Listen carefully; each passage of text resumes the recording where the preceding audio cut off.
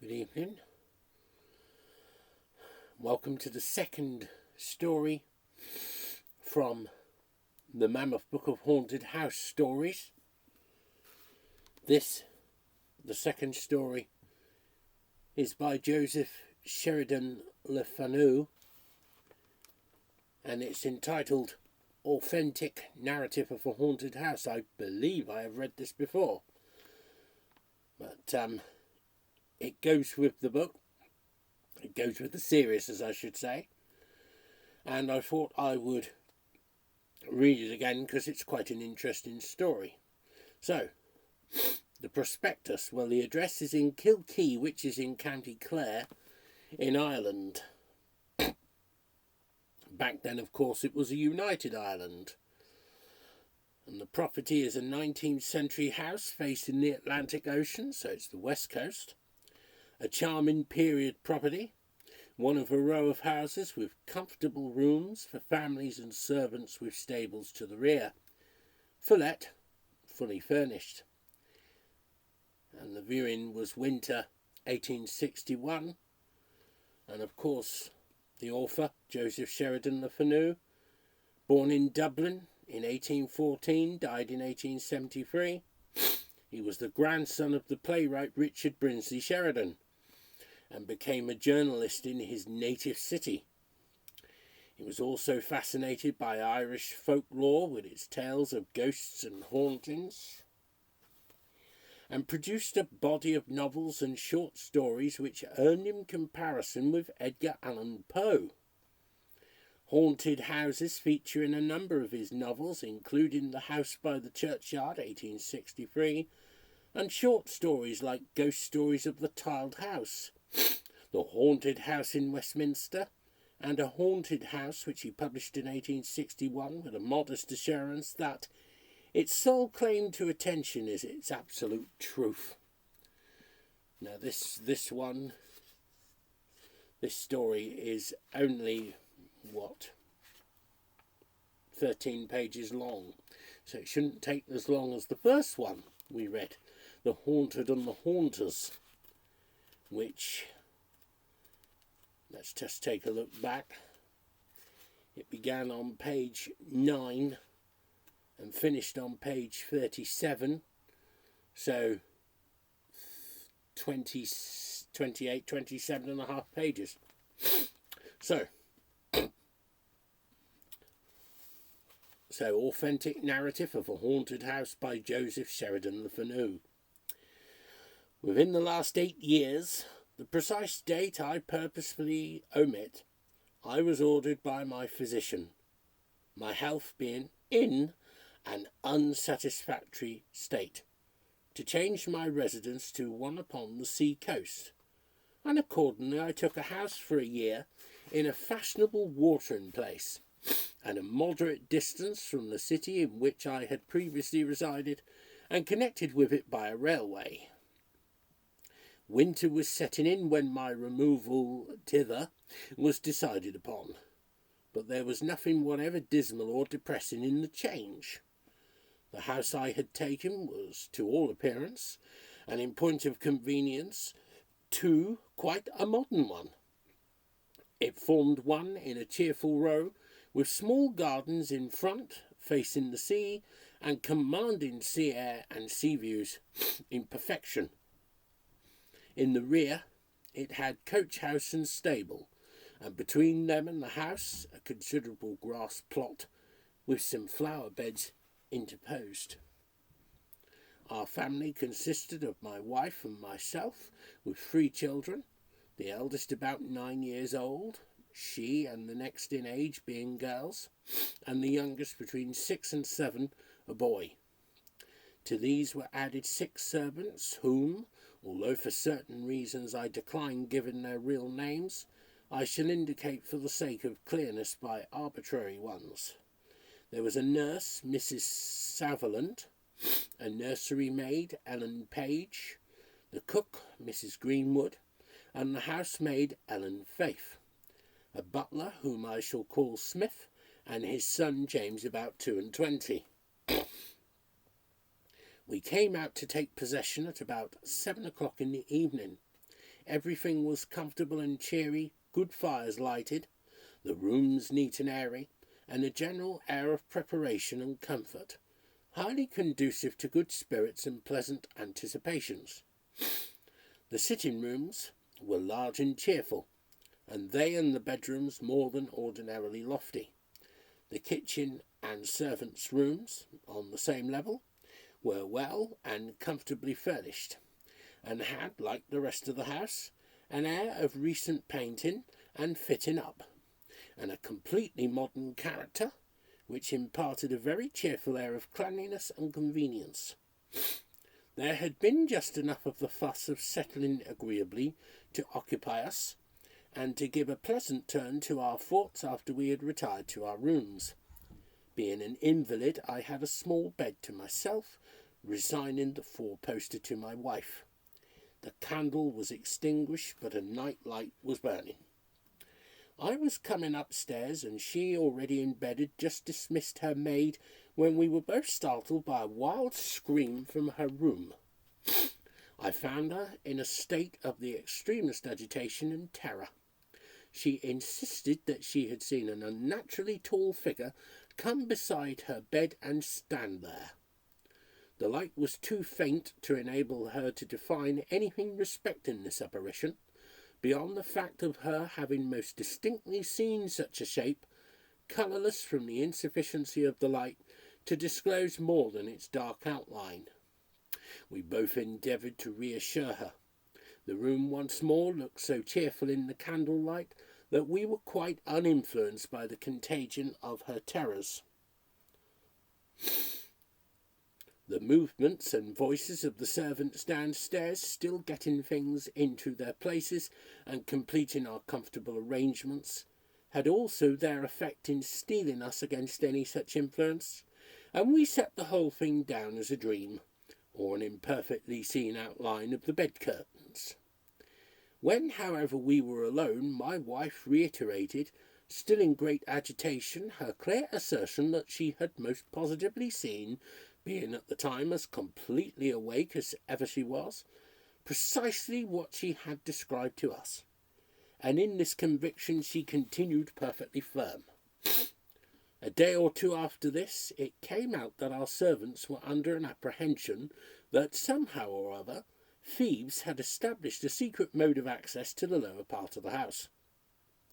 The butler, Smith, had seen an ill-looking woman in his room on the first night of our arrival, and he and other servants constantly saw, for many days subsequently, glimpses of a retreating figure which corresponded with that so seen by him, passing through a passage which led to a back area in which were some coal vaults.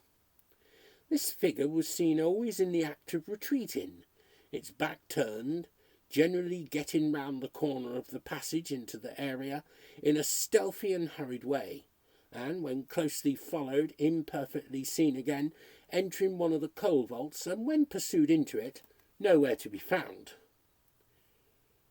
The idea of anything supernatural in the matter had, strange to say, not yet entered the mind of any one of the servants.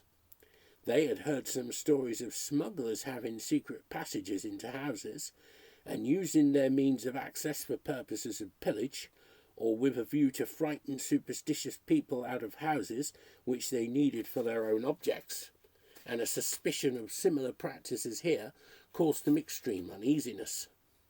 The apparent anxiety also manifested by this retreating figure to escape observation, and her always appearing to make her egress at the same point, favoured this romantic hypothesis. The men, however, made a most careful examination of the back area and of the coal vaults, with a view to discover some mode of egress, but entirely without success.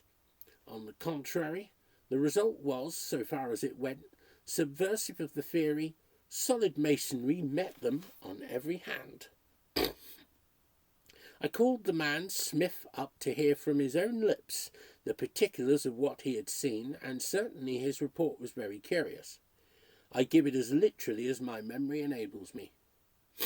His son slept in the same room, and was sound asleep, but he lay awake, as men sometimes will on a change of bed, and having many things on his mind.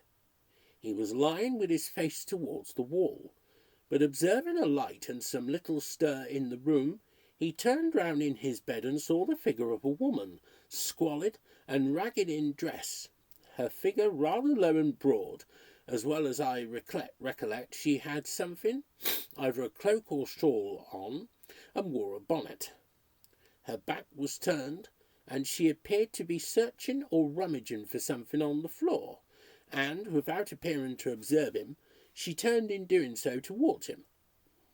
The light, which was more like the intense glow of a coal, as he described it, being of a deep red colour, proceeded from the hollow of her hand, which she has held beside her head, and he saw her perfectly distinctly. She appeared middle-aged, was deeply pitted with the smallpox, and blind of one eye. His phrase in describing her general appearance was that she was a miserable, poor-looking creature.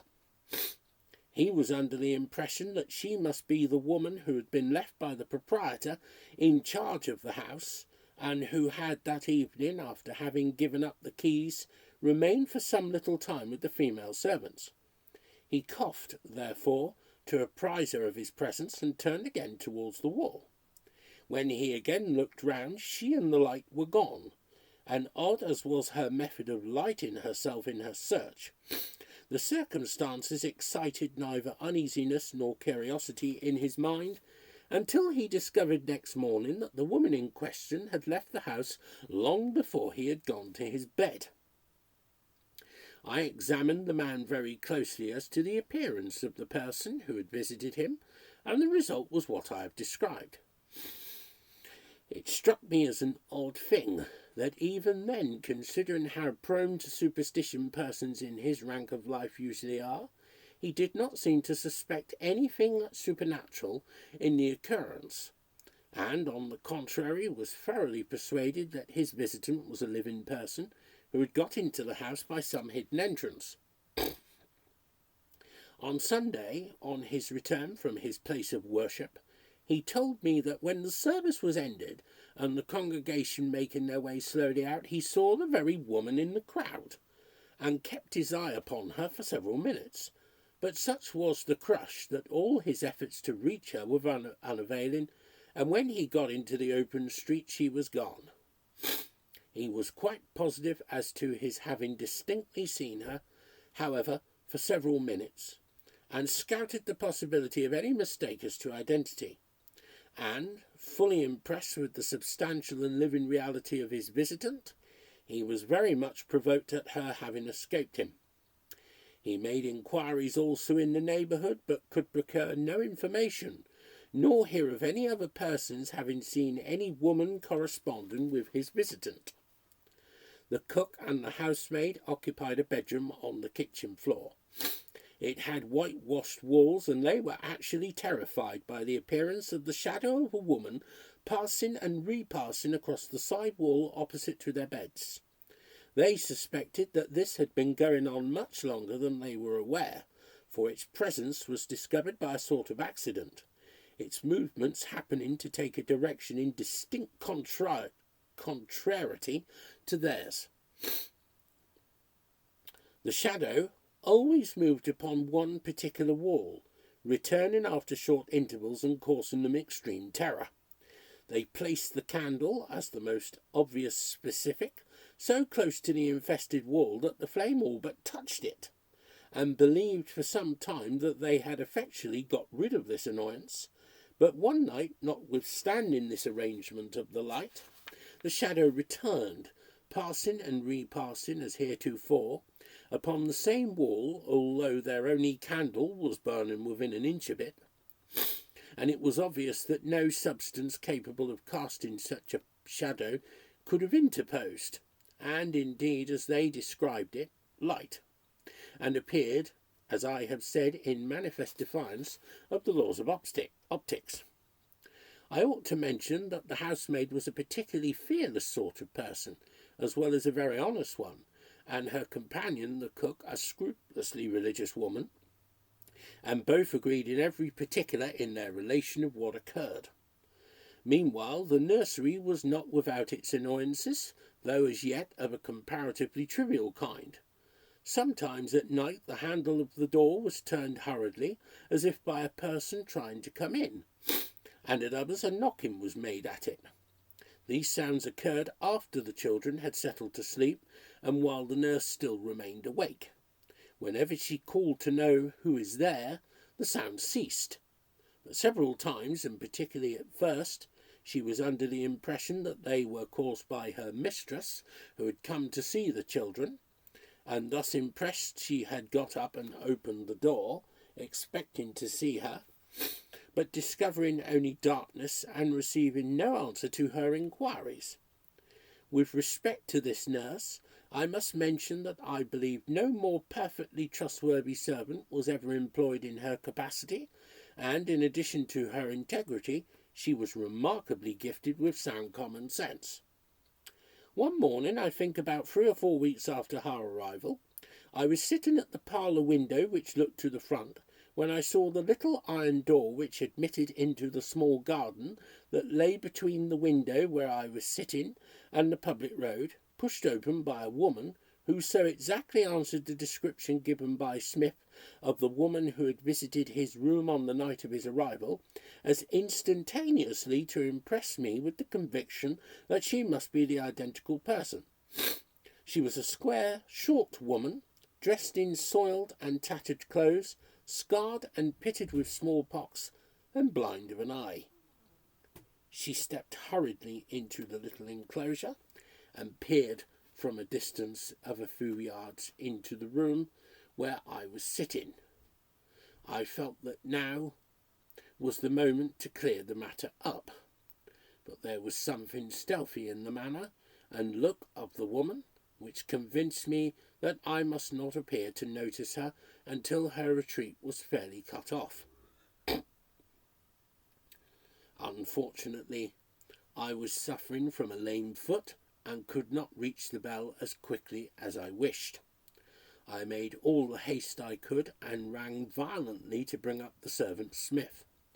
In the short interval that intervened, I observed the woman from the window, who, having in a leisurely way, and with a kind of scrutiny, looked along the front windows of the house, passed quickly out again, closing the gate after her, and followed a lady who was walking along the footpath at a quick pace, as if with the intention of begging from her.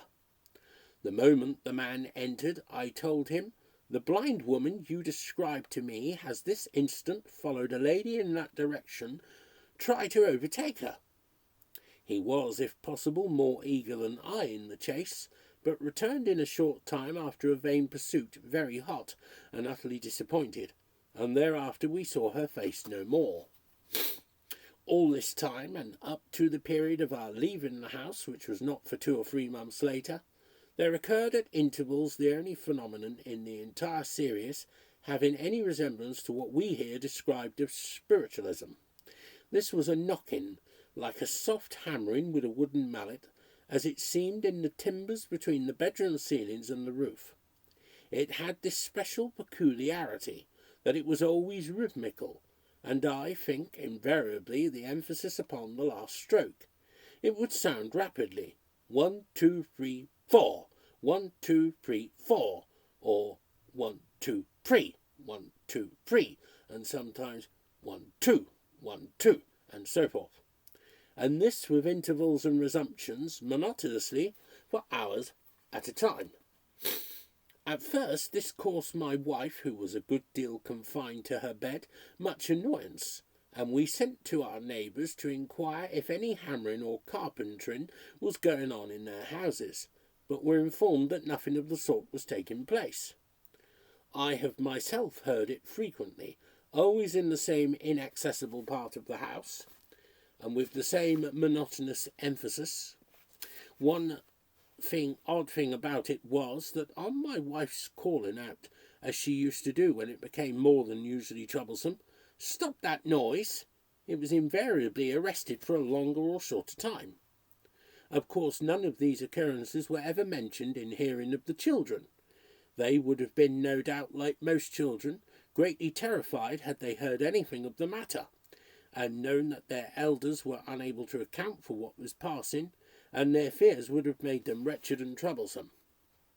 They used to play for some hours every day in the back garden, the house forming one end of this oblong enclosure, the stable and coach house the other, and two parallel walls of considerable height the sides.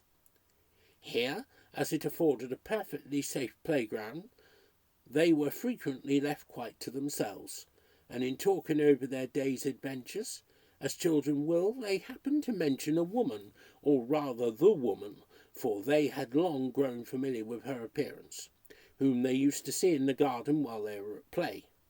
They assumed that she came in and went out at the stable door, but they never actually saw her enter or depart. They merely saw a figure, that of a very poor woman, soiled and ragged, near the stable wall, stooping over the ground, and apparently grubbing in the loose clay in search of something. She did not disturb or appear to observe them, and they left her in undisturbed possession of her nook of ground. When seen, it was always in the same spot and similarly occupied, and the description they gave of her general appearance, for they never saw her face, corresponded with that of the one-eyed woman whom Smith, and subsequently, as it seemed, I had seen. The other man, James, who looked after a mare which I had purchased for the purpose of riding exercise, had, like every one else in the house, his little trouble to report, though it was not much.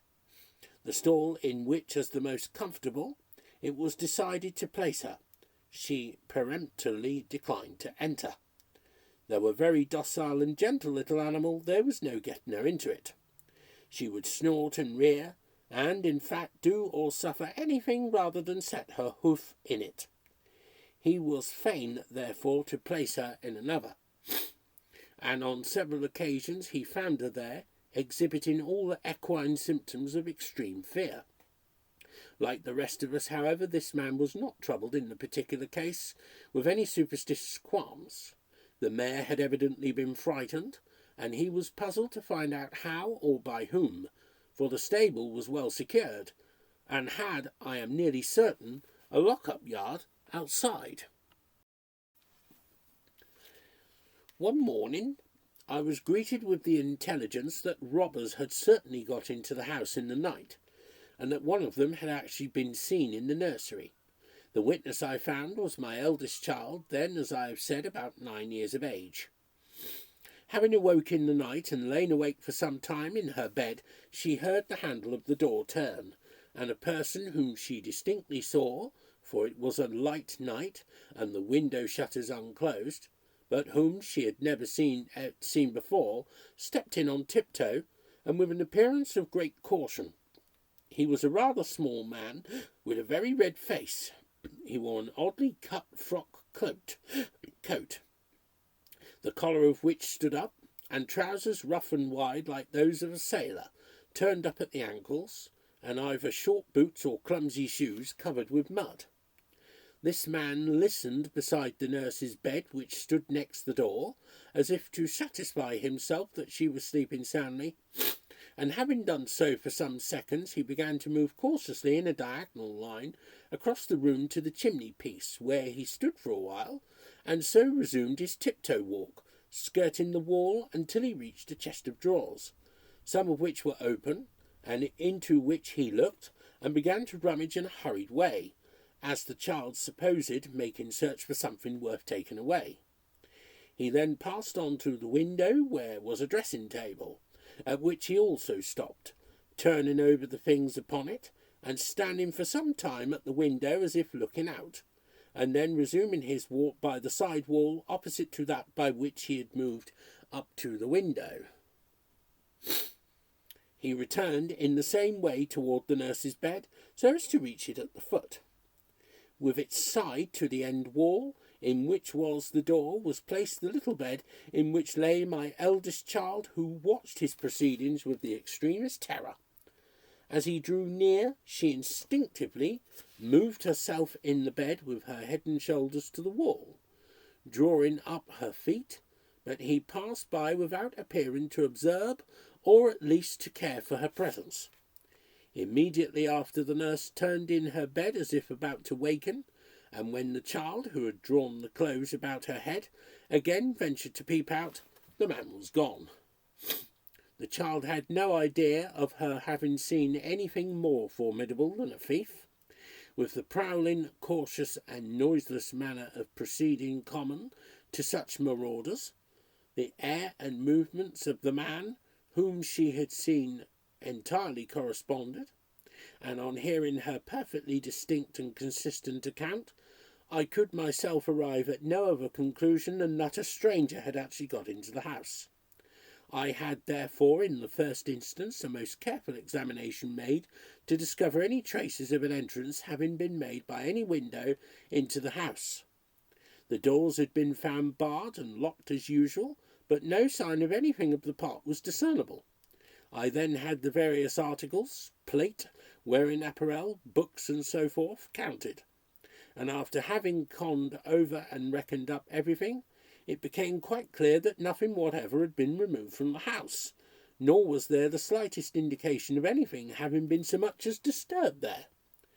I must here state that this child was remarkably clear, intelligent, and observant, and that her description of the man, and of all that had occurred, was most exact, and as detailed as the want of perfect light rendered possible. I felt assured that an entrance had actually been effected into the house, though for what purpose was not easily to be conjectured. The man, Smith, was equally confident upon this point, and his theory was that the object was simply to frighten us out of the house by making us believe it haunted, and he was more than ever anxious and on the alert to discover the conspirators. It often since appeared to me odd, every year indeed more odd, as this cumulative case of the marvellous becomes to my mind more and more inexplicable, that underlying my sense of mystery and puzzle was all along the quiet assumption that all these occurrences were one way or another referable to natural causes. I could not account for them, indeed, myself, but during the whole period I inhabited that house, I never once felt, though much alone, and often up very late at night, any of those tremors and thrills which every one has at times experienced when situation and the hour are favourable. Except the cook and housemaid, who were plagued with the shadow I mentioned crossing and recrossing upon the bedroom wall, we all without exception experienced the same strange sense of security, and regarded these phenomena rather with a perplexed sort of interest and curiosity than with any more unpleasant sensations. The knockings which I have mentioned at the nursery door, preceded generally by the sound of a step on the lobby, meanwhile continued. At that time, for my wife, like myself, was an invalid, 2 eminent physicians who came out occasionally by rail were attending us. These gentlemen were at first only amused, but ultimately interested, and very much puzzled by the occurrences which we described. One of them at last recommended that a candle should be kept burning upon the lobby. It was in fact a recurrence to an old woman's recipe against ghosts. Of course it might be serviceable, too, against impostors, at all events, seeming, as I have said, very much interested and puzzled. He advised it, and it was tried. We fancied that it was successful, for there was an interval of quiet for, I think, 3 or 4 nights, but after that the noises, the footsteps on the lobby, the knocking at the door, and the turning of the handle recommenced in full force, notwithstanding the light upon the table outside, and these particular phenomena became only more perplexing than ever. The alarm of robbers and smugglers gradually subsided after a week or 2, but we were again to hear news from the nursery. Our second little girl, then between 7 and 8 years of age, saw in the night time, she alone being awake, a young woman with black or very dark hair which hung loose, and with a black cloak on, standing near the middle of the floor opposite the hearthstone and fronting the foot of her bed. She appeared quite unobservant of the children and nurse sleeping in the room. She was very pale and looked, the child said, both sorry and frightened. and with something very peculiar and terrible about her eyes, which made the child conclude that she was dead. She was looking not at but in the direction of the child's bed, and there was a dark streak across her throat like a scar with blood upon it. This figure was not motionless, but once or twice turned slowly, and without appearing to be conscious of the presence of the child or the other occupants of the room, like a person in vacancy or abstraction. There was on this occasion a night light burning in the chamber, and the child saw, or thought she saw, all these particulars with the most perfect distinctness.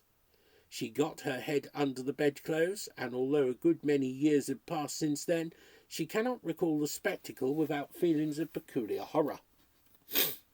One day, when the children were playing in the back garden, I asked them to point out to me the spot where they were accustomed to see the woman who occasionally showed herself as I have described near the stable wall. There was no division of opinion as to this precise point, which they indicated in the most distinct and confident way. I suggested that perhaps something must be hidden there in the ground, and advised them digging a hole there with their little spades to try for it. Accordingly, to work they went, and by my return in the evening they had grubbed up a piece of a jawbone with several teeth in it. The bone was very much decayed and ready to crumble to pieces, but the teeth were quite sound. I could not tell whether they were human grinders, but I showed the fossil to one of the physicians I have mentioned, who came out the next evening, and he pronounced them human teeth. The same conclusion was come to a day or two later by the other medical man. It appears to me now, on reviewing the whole matter, almost unaccountable that, with such evidence before me, I should not have got in a labourer and had the spot effectually dug and searched. I can only say that so it was. I was quite satisfied of the moral truth of every word that had been related to me, and which I have here set down with scrupulous accuracy. But I experienced an apathy, for which neither then nor afterwards did I quite know how to account. I had a vague but immovable impression that the whole affair was referable to natural agencies. It was not until some time after we had left the house, which, by the by, we afterwards found had the reputation of being haunted before we had come to live in it, that on reconsideration I discovered the serious difficulty of accounting satisfactorily in all that had occurred upon ordinary principles. A great deal we might arbitrarily set down to imagination, but even in so doing there was in limine the oddity, not to say improbability, of so many different persons having nearly simultaneously suffered from different spectral and other illusions during the short period for which we had occupied that house, who never before, nor so far as we learned, afterwards were troubled by any fears or fancies of the sort. There were other things, too, not to be so accounted for. The odd knockings in the roof I frequently heard myself. There were also, which I before forgot to mention, in the daytime, rappings at the doors of the sitting-rooms which constantly deceived us, and it was not till our come-in was unanswered, and the hall or passage outside the door was discovered to be empty, that we learned that whatever else caused them, human hands did not. All the persons who reported having seen the different persons or appearances here described by me were just as confident of having literally and distinctly seen them, as I was of having seen the hard-featured woman with the blind eye, so remarkably corresponding with Smith's description. About a week after the discovery of the teeth, which were found, I think, about 2 feet under the ground, a friend much advanced in years, and who remembered the town in which we had now taken up our abode for a very long time, happened to pay us a visit. He good-humouredly pooh-poohed the whole thing, but at the same time was evidently curious about it. "We might construct a sort of story," said I. I am giving, of course, the substance and purport, not the exact words of our dialogue, and assign to each of the 3 figures who appeared their respective parts in some dreadful tragedy enacted in this house. The male figure represents the murderer, the ill-looking one-eyed woman his accomplice, who, we will suppose, buried the body where she is now so often seen grubbing in the earth, and where the human teeth and jawbone have so lately been disinterred, and the young woman with dishevelled tresses and black cloak and the bloody scar across her throat, their victim. A difficulty, however, which I cannot get over, exists in the cheerfulness, the great publicity, and the evident very recent date of the house. Why, as to that, said he, the house is not modern. It and those beside it formed an old government store, altered and fitted up recently, as you see. I remember it well in my young days, 50 years ago, before the town had grown out in this direction, and a more entirely lonely spot, or one more fitted for the commission of a secret crime, could not have been imagined. I have nothing to add, for very soon after this my physician pronounced a longer stay unnecessary for my health, and we took our departure for another place of abode.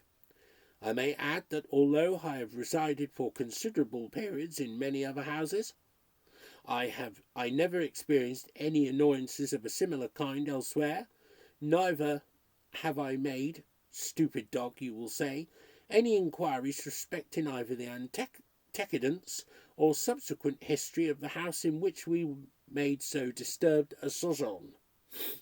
I was content with what I knew, and have here related as clearly as I could, and I think it a very pretty puzzle as it stands.